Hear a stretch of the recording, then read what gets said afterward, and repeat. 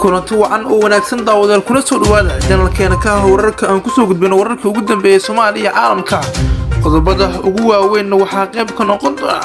wakiilada beesha caalamka oo ra'iisul wasaare Roble ku cadaadinaya in sida ugu dhaqsaha badan uu u filiyo qodobadii lagu heshiiyay arrimaha doorashooyinka dalkana doorasho degdeg ah ugu qabsoonto fariimahan jabaada ayaa soo gudbin doona wakiilada ay u direen kadib kulan maanta dhaxmar James Wan iyo Masar Roble sidoo kale waxaa daawan doontaan dowladda federaalka oo war la yaab leh ka soo saartay xiriirka u dhaxeeya Soomaaliya iyo Kenya kadib markii Kenya ay ku guuldareystay arrimo dhowr ah hadaba warbixin ayaa kaga heenaa dalabka iyo warka la yaab kale dowladda federaalka ee soo saartay ee ku aadan xiriirka Soomaaliya iyo Kenya sidoo kale waxaan soo gudbin doonaa maamulka gobolka Banaadir waxa uu amaro culus oo ka soo saaray nadaafadda iyo goobaha bilicda ee caasimadda Muqdisho hadaba waan soo gudbin doonaa digniino adag ayuu u diray qaybaha kala duwan ee bulshada wararka ee gobolka geeskan waxa ugu waaweyn arrimaha caalamkaba Sacuudiga waxa uu sheegay in ay sanadkan soo xadin karin dalal dhowr ah oo muslimiin ah hadaba sababtu maxay tahay waan idin soo gudbin doonaa qodobadaas aan ku faahfaahin doonaa iyo macluumaad kale ee soo kordha fadlan hadii aad nagu cusubtahay subscribe ka saar gambalka furqashar gareey saaxiibadii meel kasta joogan idinkoo markaas commentiga like-na inoo reebaya aad baad u mahadsantihiin aan ku bilowno wakiilada beesha caalamka ee Soomaaliya ayaa markaan waxa ay sameeyaan dadaalo xoogan oo ku aadan sidii dalka doorasho ugu dhaceed isla markaan loo dardargelin lahaa ka gadaal markii heshiis buuxa laga gaaray arrimaha doorashooyinka iyo khilaafkii hareeyay kol horeba wakiilada ayaana fariimahan jabaada iyo markaas iyo fariina aanaan kulul ah waxa ay hawada u marsinayaan ra'iisul wasaare Maxamed Xuseen Roble in uu si degdeg ah dalka u geliyo doorasho isla markaana ay ugu dhacdo taas oo lagu wada qanacsan yahay maanta kulan ay wada qaateen James Wan wakiilka qaramada midoobay u qaabilsan arrimaha Soomaaliya iyo Masar Roble labada dhinac ayaana kulanka ka yeeshay xaaladda guud ee Soomaaliya kulankan ayaana looga hadlayay arrimaha doorashooyinka iyo dib u dhaca heesta fulinta qodobadii lagu heshiiyay dhamaystirka guddida doorashooyinka wuxuuna ra'iisul wasaaraha u sheegay wakiilka UN-ka in ay ka go'an tahay in waqti kale aysan dib u dhicin arrimaha doorashooyinka isla markaana ay ku xiran yihiin duruufo u baahan inaan markaas ay gacanta ka geystaan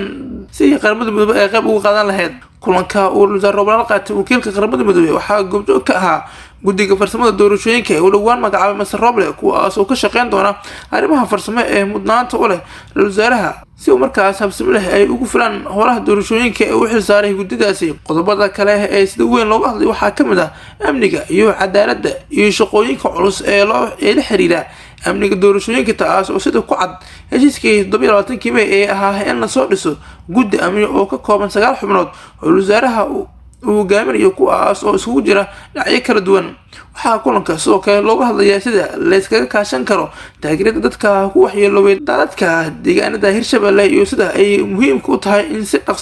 dhaqso leh kaalmo looga gaaro dadka tuulooyinka ee barkacin dadka webiga Shabeelle dadaalada ay beesha caalamka ee wado ay ku aadan arrimaha Soomaaliya ayaana sii xoogeysanaya tan iyo markii la gaaray heshiiska arrimaha doorashooyinka isla markaana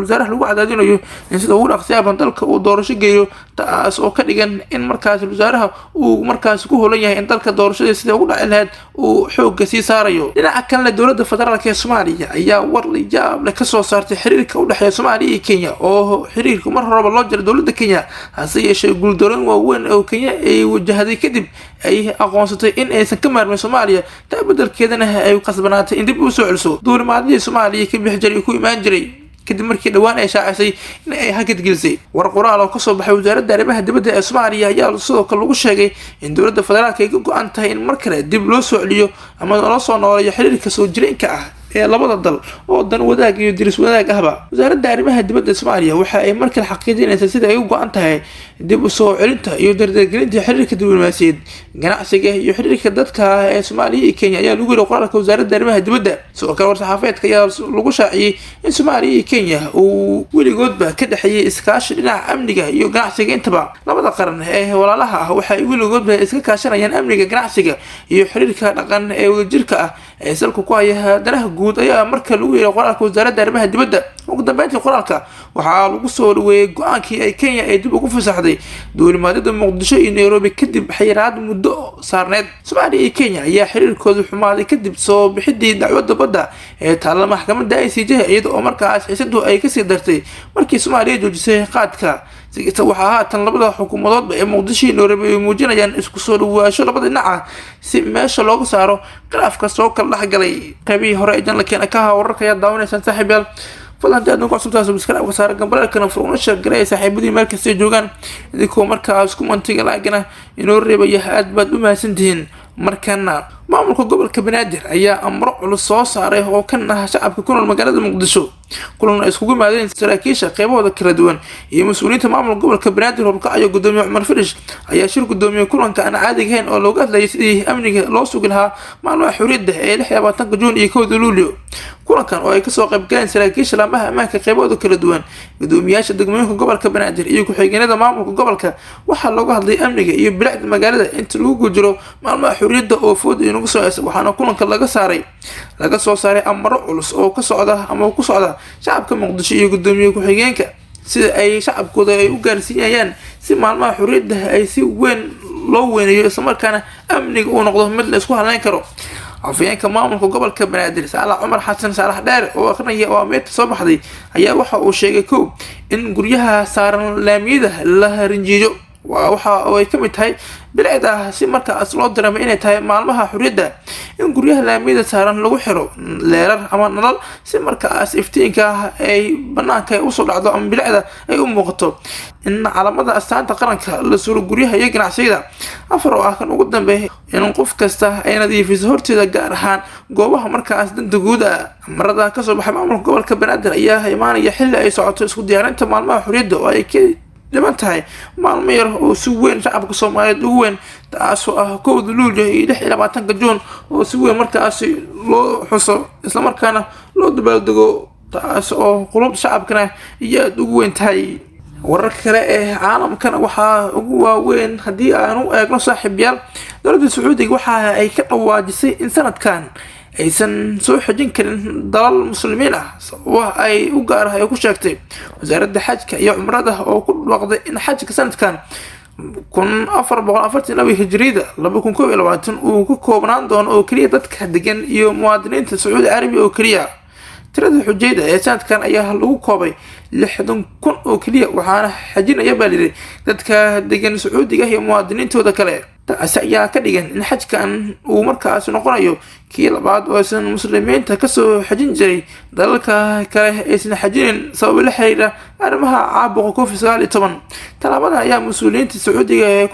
ku sabayeen in weli ay jirto halista fayraska corona oo weli markaas isu bedelayo noocyo cusub waana sababta keentay in markaas ay Sacuudiga muwaadiniintooda kaliya ay sanadkan xajaan inkastoo dalalka kale la sheegay in aysan suuragal ahayn. qibiga gabagabada ee janalkeena ka ah wararka ayaa daawanaysan saaxiibayaal la hilmaamin markasta subscribe ka saarto gambalaalkana furto oo sharaxaysan saaxiibadii meel kasta ay joogaan idinkoo markaas ku mantiga laagan inoo reebaya aad baad u mahadsantihiin.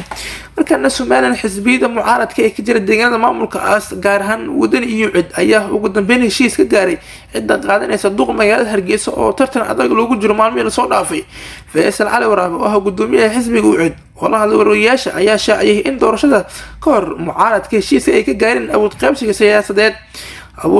siyaasadeed ee Soomaaliland isla markaana lagu heshiiyay in magaalada Hargeysa la siiyo UCID halka gudoomiyaha golaha wakiilada Soomaaliland loo dhaafo ama loo daayo xisbiga wadani. sidoo kale Faysal Cali Waraabe oo markaas ay hareerihiisa taagan yihiin musharaxiinta kale ah Cabdikariin Axmed Mooge iyo Saciid Cabdi Samad oo kala matalaya xisbiyada mucaaradka ayaa sheegay in uu tanasulay Saciid una sharaxan yahay xisbiga UCID isagoo markaas sheegay inay deynayaan maayarka Hargeysa Mooge oo ahaa musharaxii ugu codadka badnaa doorashadii ka dhacday deegaanada maamulka Soomaaliland. guud ahaan daawadayaal wanaag inta wararka ugu weyn Soomaaliya caalamka aad kala socoteen janalkeena ka ah wararka ha hilmaamin inaad subscribe ka saarto gambalaalkana furtaan oo sharaxaysan saaxiibadii meel kasta joogaan aad baad u mahadsantihiin.